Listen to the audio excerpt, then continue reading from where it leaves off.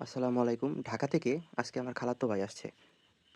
তো আমরা সবাই মিলে পুরান বাড়িতে চলে আসছি। এখানে আজকে সবাই মিলে মাছ ধরবো। তবে আমাদের এইখানে খুব একটা আসা হয় না। আসার পর দেখি গাছে অনেকগুলো কাঁঠাল পেকে গেছে। তো সবগুলো তো আর নিয়ে যাওয়া সম্ভব নয়। ২-৪ টে আমরা খাওয়ার জন্য পাড়ার চেষ্টা করলাম। তবে গাছ উঠতে না পারায় একটি গাছ দিয়ে আমরা আস্তে, আস্তে সেটাকে খুঁচিয়ে পাড়ার চেষ্টা করলাম। কাঁঠালটা বেশি পাকা হওয়াতে কাঁঠালের যে মূলা, সেই অংশটা গাছে থেকে বাকি অংশ মাটিতে পড়ে যায়। তবে সৌভাগ্যবশত কাঁঠাল মাটিতে পড়ার পরেও খাওয়ার জন্য উপযুক্ত ছিল। এভাবেই সবাই হাতে, হাতে নিয়ে খেয়ে ফেলি।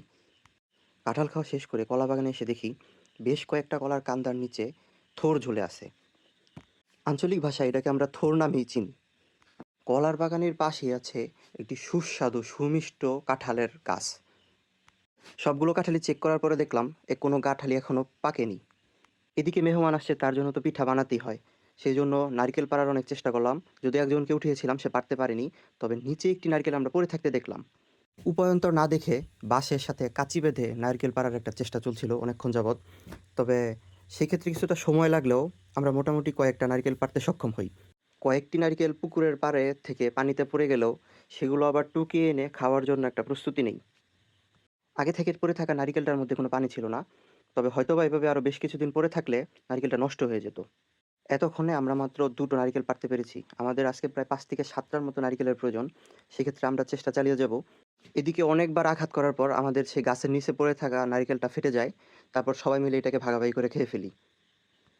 এই পাশে যে সুন্দর, সুন্দর ভেড়াগুলো দেখতে পাচ্ছেন, এগুলো আমার মেঝো চাচার। উনি শখ করে এগুলো পালেন। আর কিছুদিন আগে উনার গাভীতে একটি বাচ্চা দিয়েছে। এখন শুরু করতে হবে সবচেয়ে গুরুত্বপূর্ণ কাজ, মাছ ধরা। এই পুকুরটি হচ্ছে আমাদের মোড়ল বাড়ির শতবর্ষীয় ঐতিহ্য ধারণকারী পুকুর। রক্ষণাবেক্ষণের অভাবে এভাবে অযত্নে পড়ে আছে দীর্ঘদিন যাবৎ। সেই পুরনো কিছু মাছ ছাড়া এখানে তেমন কোনো মাছ নাই, পুকুরে নেমে আমরা বুঝতে পারলাম। কারণ এখানে নতুন করে কখনো মাছ ছাড়া হয় না সেইভাবে।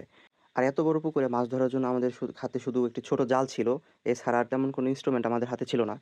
তারপরেও অনেক কষ্ট করে কয়েকটা মাছ ধরতে পেরেছিলাম। এদিকে অল্প কিছু বস্তায় আদার চারা রোপণ করেছিলাম। আমার মতে কোনো জায়গায় পতিত রাখা উচিত নয়। আজকের মতো সব কাজ শেষ। এবার আমাদের বাড়ি ফেরার পালা। অন্যান্য দিনের তুলনায় আজকে বাতাসটা একটু বেশি ঠান্ডা ছিল।